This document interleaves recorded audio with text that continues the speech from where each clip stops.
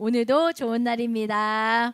네, 예, 우리 옆에 분에게 일주일 동안 수고하셨습니다. 격려 좀 해주세요.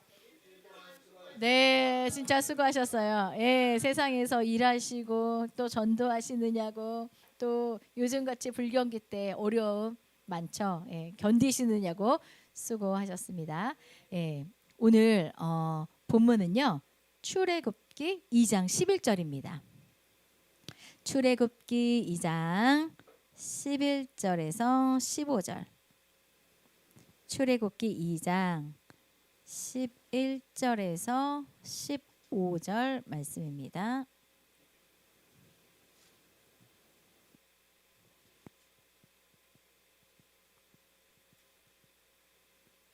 출애굽기 2장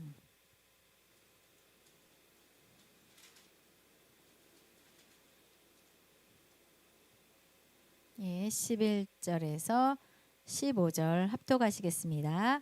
모세가 장성한 후에 한 번은 자기 형제들에게 나가서 그들이 고되게 노동하는 것을 보더니 어떤 애굽 사람이 한 히브리 사람 곧 자기 형제를 치는 것을 본지라. 좌우를 살펴 사람이 없음을 보고 그 애굽 사람을 쳐 죽여 모래 속에 감추니라. 이튿날 다시 나가니 두 히브리 사람이 서로 싸우는지라. 그 잘못한 사람에게 이르되 내가 어찌하여 동포를 치느냐 하매 그가 이르되 누가 너를 우리를 다스리는 자와 재판관으로 삼았느냐. 내가 애굽 사람을 죽인 것처럼 나도 죽이려 하느냐. 모세가 두려워하여 이르되 일이 탈로 되었도다. 바로가 이 일을 듣고 모세를 죽이고자 하여 찾는지라. 모세가 바로의 낯을 피하여 미디안 땅에 머물며 하루는 우물 곁에 앉았더라. 아멘. 오늘 본문 출애굽기 2장 11절에서 15절은요. 모세가 애굽 사람을 죽이고 미디안으로 도망가는 이야기입니다. 이 사건은요. 그 모세의 인생에서 가장 중요한 전환점이 되며 하나님의 계획 속에서 훈련받는 과정으로 이어지게 됩니다. 오늘의 제목은 도망자 모세였잖아요. 지난주에는 뭐였죠? 물에서 건져낸 자 모세, 지금은 도망자 모세. 예, 이 모습을 통해서 그 모세의 인간적인 실수나 또 실패 그리고 하나님의 그것을 통해 또 하나님께서는 일하시거든요. 하나님은 계획하시고 모세를 또 준비시키시거든요. 그 은혜를 잠시 나눠 보고자 합니다. 먼저 이 모세의 사건이 성경 역사에서 어느 부분에 위치해 있는지 먼저 확인하고 오늘 본문 한번 자세히 보도록 하겠습니다. 우리 항상 이제 말씀 시작하기 전에 이제 성경 역사 보죠. 한눈에 보죠. 예, 성경은 이제 요 빨간 거를 제가 샀어요. 여기 있네요. 빨간 점 보이시나요? 네, 성경 66권에 구약이 39권, 신약 27권. 이제 이거 매번 하니까 이제 완전히 다 외우실 거예요. 누가 툭 치면 금방 말할 수 있죠. 그래서 장르별로 역사서 17권. 이제 역사서는 많으니까 이제 시가서를 볼게요. 시가서는 뭐라 그랬죠? 욥시, 잠전아. 욥기, 그렇죠? 욥시, 잠전아. 요거를 이제 요 5권을 시가서라고 그러고 그다음에 나머지 뭐 이사야, 예레미야, 뭐 학기스가랴, 말라기 이런 것들을 예언사라고 합니다. 그래서 장르별로 이렇게 17권, 다 5권, 17권으로 이제 역사서, 시가서, 예언서로 나누고 신약도 마찬가지예요. 신약도 마태, 마가, 누가, 사도행전 그렇게 5권. 그다음에 예언서 뭐죠? 요한, 계시록. 그다음에 나머지가 다 편지예요. 예. 다 편지. 그 서신서 특히 제일 많이 쓴 사람이 누구죠? 사도 바울이죠. 예. 사도 바울이 거의 19권인가 썼을 거예요. 예. 그리고 다음이요. 구약 기간입니다. 이제 크게 신정 시대와 왕정 시대로 나누게 되죠. 그래서 신정 시대는 그 역사서 5권을 흘러갑니다. 뭐냐면 장, 출, 민, 수, 삿. 그러니까 창세기, 출애굽기, 민수기, 여호수아, 사사기. 요 5권의 역사서가 이제 이렇게 진행이 됩니다. 거기에 첫 번째 창조 시대, 우리 창세기 1장부터 11장까지 같이 한번 봤죠. 그다음에 족장 시대 4명 누구죠? 아브라함, 이삭, 야곱, 요셉. 그죠? 그게 그 사람 4명이 족장 시대의 족장들이고, 그게 창세기 12장부터 창세기 끝장 50장까지의 이야기가 됩니다. 그러면서 요셉이 죽고 끝이 나죠. 그 가운데 뭐가 들어가냐? 욥기가 들어가요. 그 당시 그 시대적 상황에. 그래서 욥기를 저희가 또 같이 은혜를 나눴습니다. 그래서 지난주부터 출애굽 이제 광야 시대가 시작이 됩니다. 요거는 이제 출애굽기, 민수기가 그 주된 내용이고, 요 시대 안에 지어진 책이 레위기, 율법서죠. 출애굽해서 시내산에서 율법을 받은 그 율법서가 레위기고, 또 그 출애굽해서 마지막 가나안 땅에 들어가기 전에 쓰여진 책이 이 신명기예요. 그래서 이게 다시신이에요. 다시. 그러니까 신명기는 새로운 거 말한 게 아니라 모세가 이제 니네 고 요단강 건너서 뭐냐 가나안 땅이니까 다시 한번 내가 하나님께서 너희가 그 땅에 들어가서 어떻게 살아야 할지 내가 다시 말한다 해서 다시신. 그래서 신명기에서 신명기를 보면 그동안 거의 다 똑같은 이제 내용들이 진행이 됩니다. 그러면서 이 신명기에서는 누가 죽냐? 이제 모세가 이제 죽게 되죠. 그리고 나서 이제 요단강 건너서 가나안 땅에 도착을 하죠. 요 사람들이 그래서 가나안 땅은 정복 시대예요. 그래서 정복하는구나. 그 땅 주민들이 원래 있었거든요. 그래서 이제 정복 시대니까 어떻게 말로 하겠어요? 아니요, 막 싸워요. 그래서 여호수아는 전쟁 이야기와 전쟁에서 이겨서 그 땅을 이제 12지파로 분배하는 이야기예요. 그래서 그게 여호수아 1장부터 24장 끝장까지 이제 그 얘기가 나오고, 그래서 그 땅에서 이제 다 나눠주고 살고 있잖아요. 그런데 사는데 자꾸 범죄해요. 자꾸 우상숭배해요. 그러니까 하나님께서 사사기라는 거는 스승사거든요. 그 선생들을, 그러니까 그 선지자들을 세워서 이 문제를 이제 해결하게 합니다. 요 사사 시대가 이제 사사기에 이제 나오게 됩니다. 그때 쓰여진 책이 룻기예요. 그래서 이제 요 부분 할 때 룻기도 같이 하겠습니다. 그리고 나서 이제 왕정 시대가 됩니다. 이때 우리 그 왕 첫 번째 왕이 누구죠? 사울이죠. 그러면서 이제 인간 왕이 이제 이스라엘 나라를 다스리기 시작합니다. 그래서 왕국의 시작. 그래서 요 처음에는 누구냐? 사울, 다윗, 그다음에 솔로몬. 그렇죠? 그래서 여기 BC 1050년이라고 그랬잖아요. 그래서 다윗부터는 1000년으로 보면 돼요. 그래서 그리고 여기는 뭐예요?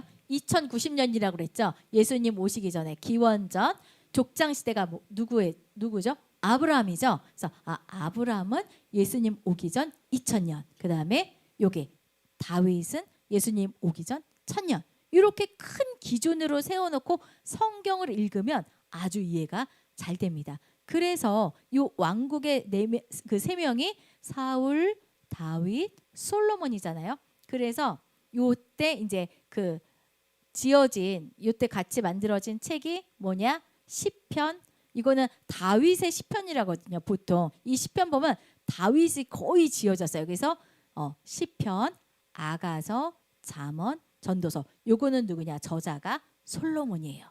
그래서 여기 사무엘, 다윗, 솔로몬 같이 우리가 공부할 때 시편, 아가, 잠언, 전도서도 그때 같이 줄 설교로 할 작정입니다. 그래서 이제 그 다음에 이제 그때는 이제 단일 왕국이었잖아요. 근데 왕국이 분열이 돼요. 누구 때부터? 솔로몬 때부터. 그래서 열왕기상 12장부터는 왕국이 남과 북으로 분열이 됩니다. 그래서 북은 10지파, 남쪽은 2지파. 이렇게 분열이 됩니다. 그래서 그때 활동하던 선지자, 북이스라엘에서 활동하던 선지자가 요 사람들이에요. 요엘, 요나, 아모스, 호세아.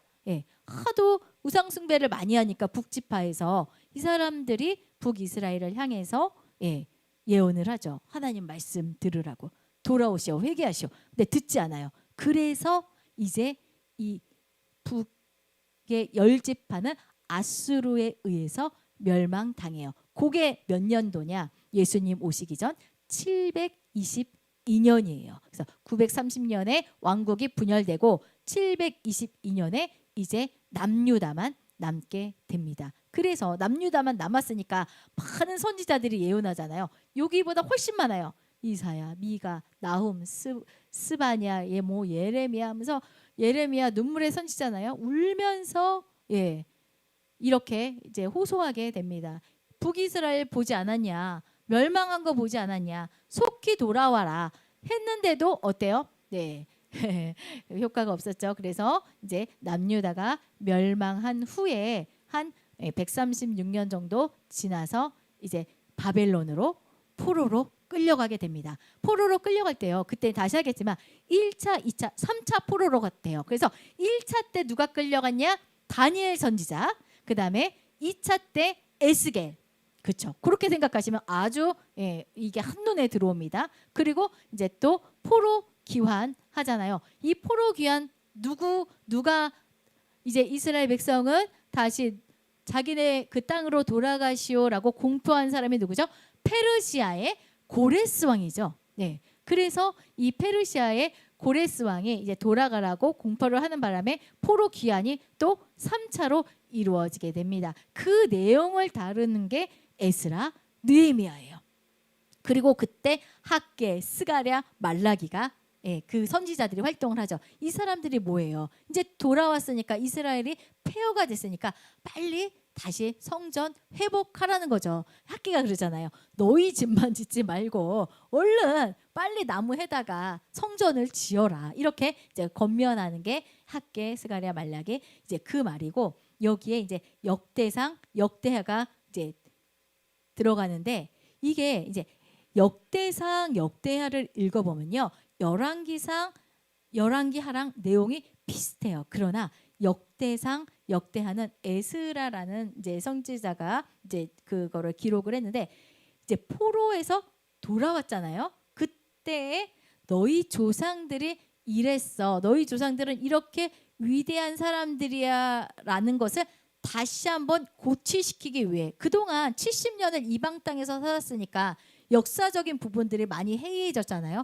그래서 역대상 역대하에는요. 남유다 이제 그 유다 지파의 역사만 착 기록이 돼 있는데 그 다윗의 흑역사들은 싹 뺐어요. 그러니까 안 좋은 것들은 다 빼고 솔로몬의 흑역사도 빼고 다 솔로몬, 다윗의 좋은 점들만 여기 역대상, 역대하에 기록되어 있는 것을 볼 수가 있습니다. 왜냐하면 이 책을 만들어서 이제 후손에게 남겨야 되기 때문에. 그러나 하나님께서는요 그거를 절대 두고 보지 않고 열왕기상, 열왕기하를 만들어서 이렇게 그리고 또 그 사무엘상, 사무엘하에 그 다윗과 솔로몬의 그런 흑역사들을 일일이 다 기록해 놓은 것을 볼 수가 있습니다. 이렇게 해서 이제 딱 이제 그 구약 역사가 끝나는데 이제 여기서 하나만 제가 더 얘기를 하고 싶은 게 이제 성경과 5대 제국이라는 게 있거든요.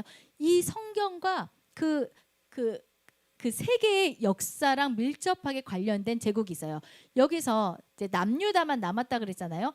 요 북이스라엘은 누구에게 먹혔냐? 자, 이제 그 뭐죠? 멸망당했냐? 아수르예요. 그래서 첫 번째 제국 아수르를 기억해 주시고 그러면 그 아수르가 여기를 지배하고 있을 때 새롭게 바벨론이라는 나라가 이제 흥왕했어요. 그래서 바벨론이라는 나라가 아수르를 점령했죠. 그러면 당연히 그 밑에 식민지는 그냥 다시 위가 바뀐 거예요. 바벨론이 우리의 이제 지배자가 되는 거죠. 그래서 바벨론 포로로 끌려갔잖아요. 근데 이 바벨론이 계속 융성하지 않아요. 또 여기에 페르시아 있죠. 페르시아가 바벨론을 정복하게 됩니다. 그래서 페르시아의 고레스 왕이 이제 왕이 돼서 온 나라를 다스리게 되죠. 이 뒤가 누구냐?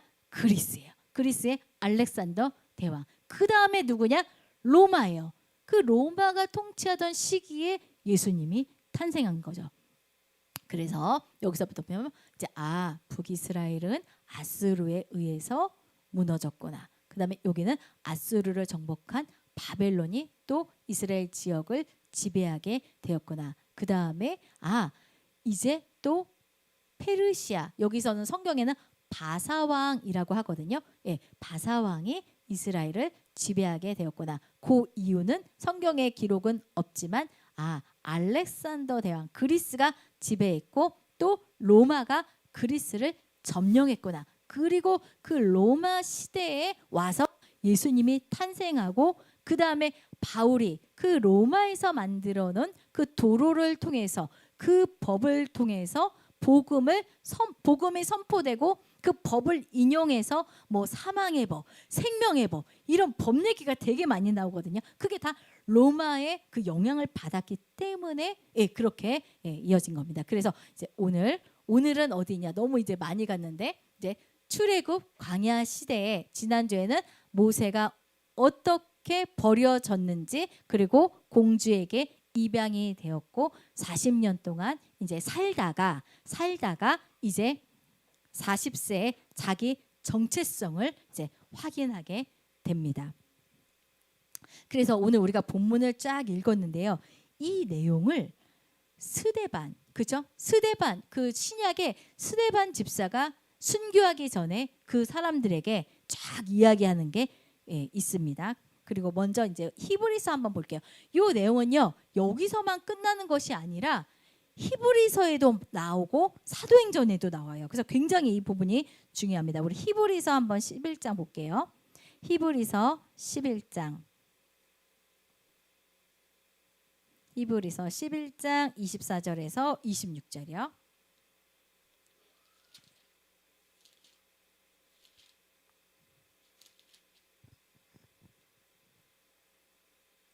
히브리서 11장 24절. 히브리서 맨 뒤에 있죠.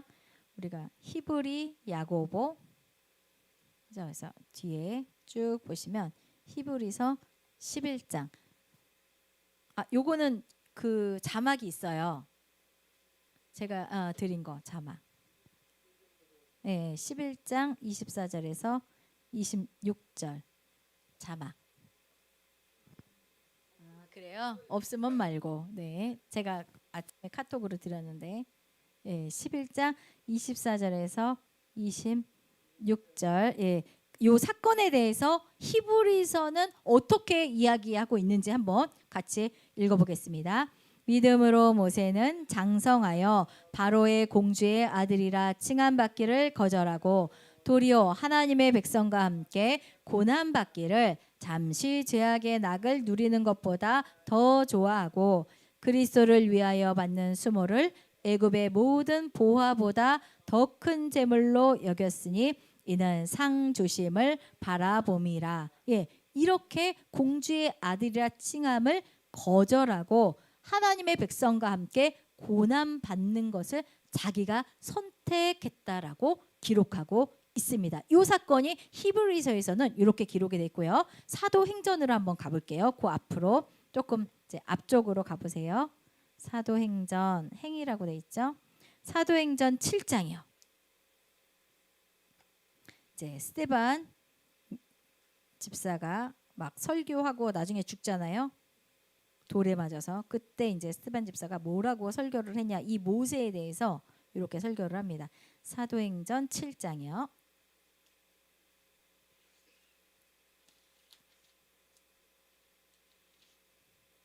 그래서 우리가 구약을 알아야 이 신약이 들어오거든요. 이 신약은 동떨어진 색이 아니에요. 거의 구약을 기반으로 이제 신약에서 다시 한번 이야기하는 것들을 볼 수가 있습니다. 사도행전 7장이요. 17절부터. 네. 요걸 한번 쭉 읽어보면 오늘 내용의 더 깊은 뜻을 알 수가 있습니다. 왜 그 모세가 그런 행동을 했는지.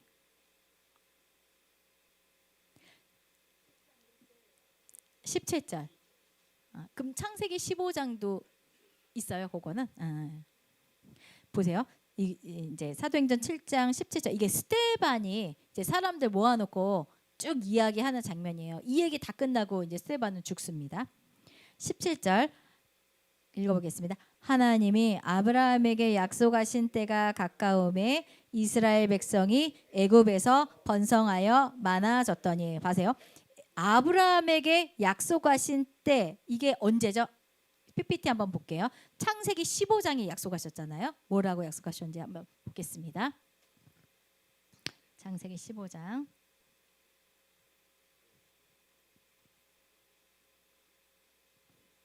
네, 창세기 15장 시작. 여호와께서 아브라함에게 이르시되 너는 반드시 알라 내 자손이 이방에서 객이되어 그들을 섬기겠고 그들은 400년 동안 내 자손을 괴롭히리니 그들이 섬기는 나라를 내가 징벌할지며 그 후에 내 자손이 큰 재물을 이끌고 나오리라. 그렇죠. 이제 이 약속이 때가 된 거예요. 때가 되니까 때가 되매 그래서 17절에 하나님이 아브라함에게 약속하신 때가 가까움에 그죠? 때가 중요합니다. 가까움에 이스라엘 백성이 애굽에서 번성하여 많아졌더니 18절부터요. 시작. 요셉을 알지 못하는 새 임금이 애굽 왕위에 오르매 그가 우리 족속에게 교활한 방법을 써서 조상들을 괴롭게 하여 그 어린 아이들을 내버려 살지 못하게 하려 할세. 그때에 모세가 났는데 하나님 보시기에 아름다운지라 그의 아버지 집에서 석 달 동안 길리더니 버려진 후에 바로의 딸이 그를 데려다가 자기 아들로 기르매 모세가 애굽 사람의 모든 죄를 배워 그의 말과 하는 일들이 능하더라. 나이가 40이 되매 그러니까 이거는요 유아기 40, 80, 120 이게 굉장히 중요합니다.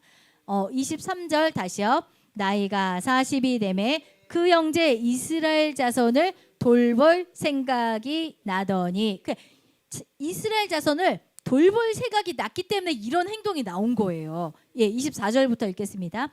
한 사람이 원통한 일을 당함을 보고 보호하여 압제받는 자를 위하여 원수를 갚아 애굽 사람을 쳐 죽이니 그는 그의 형제들이 하나님께서 자기의 손을 통하여 구원해 주시는 것을 깨달으리라 생각하였으나 그들이 깨닫지 못하였더라. 그러잖아요. 너가 우리 재판장이냐? 너 애굽 사람 죽인 것처럼 오늘 나 죽일래?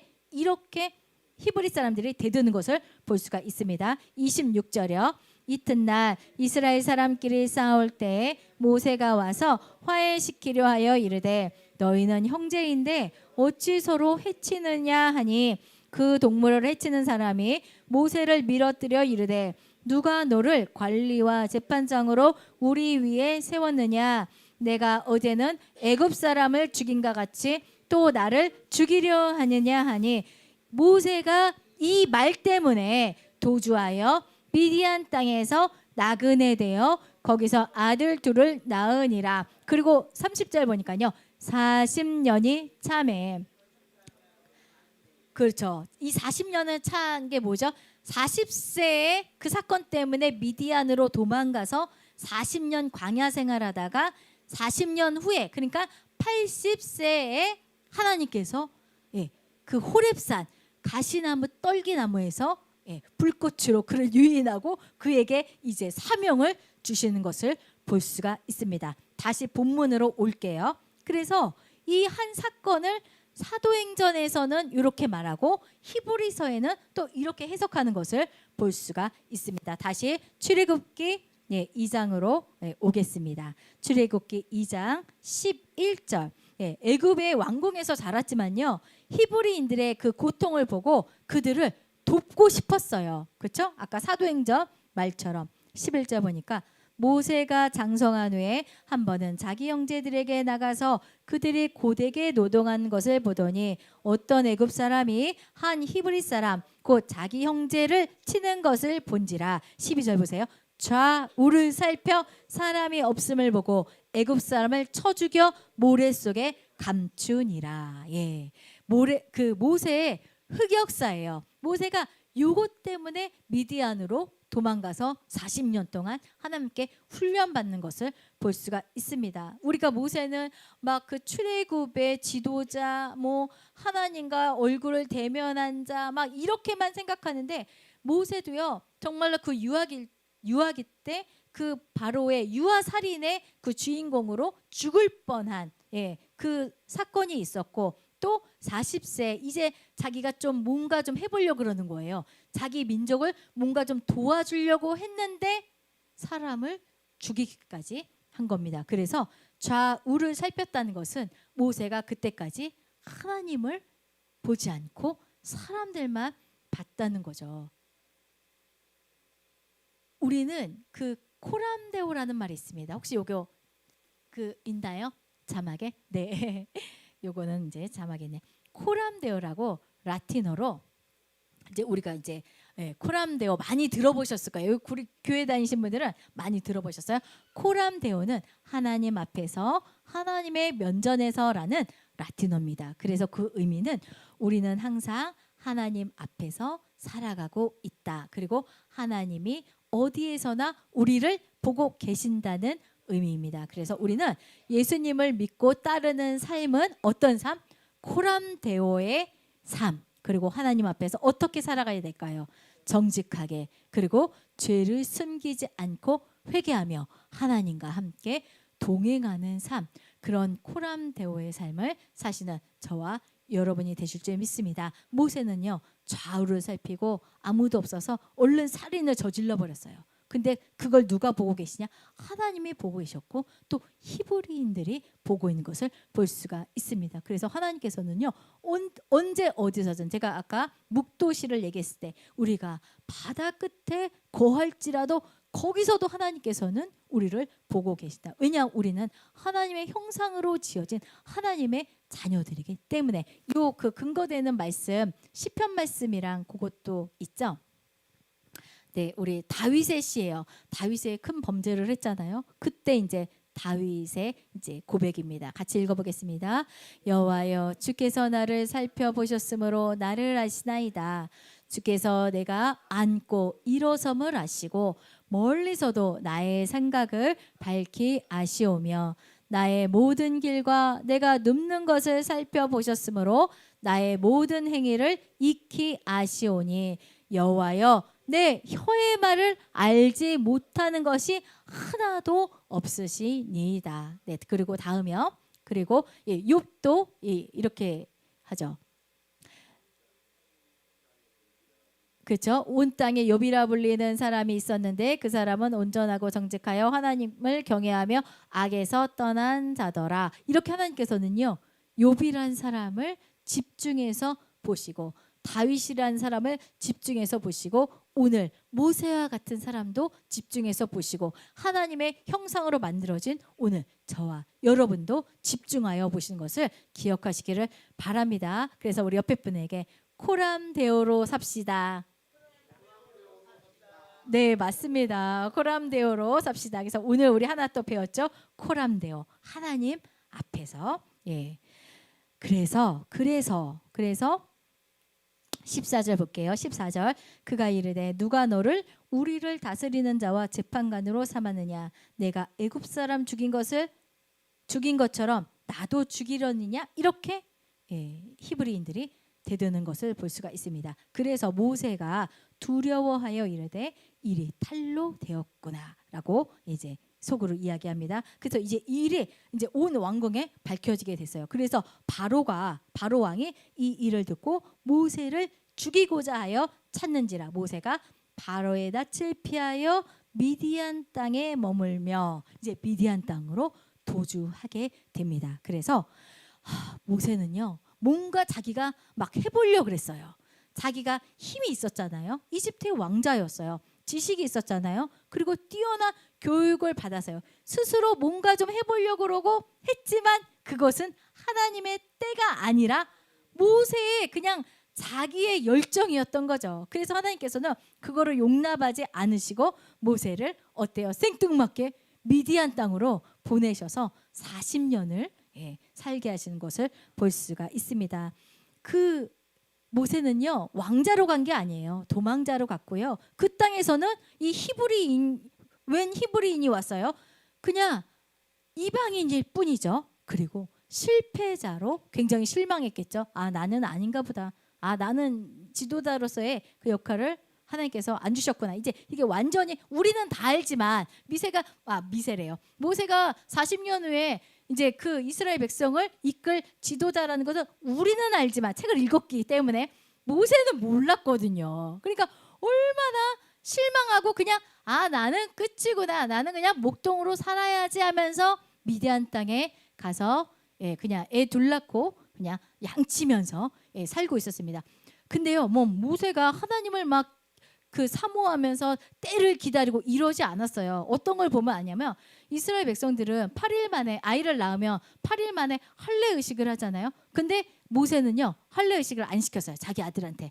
그냥 거기에 동화되어서 그 사람들로 살아가는 것을 볼 수가 있습니다. 모세의 삶은요 히브리인의 아들로 태어나서 그 바로의 공주의 은혜를 입어서 입양되었죠. 하나님의 기적을 체험했어요. 그리고 애굽의 왕자로 40년 동안 그 애굽의 학문과 그 리더십을 배우고 또 이제는 미디안의 그냥 목동으로서 살인을 저지른 살인자로 도망하여서 광야에서 보내게 됩니다. 광야에서 겸손의 시간을 보내게 되죠.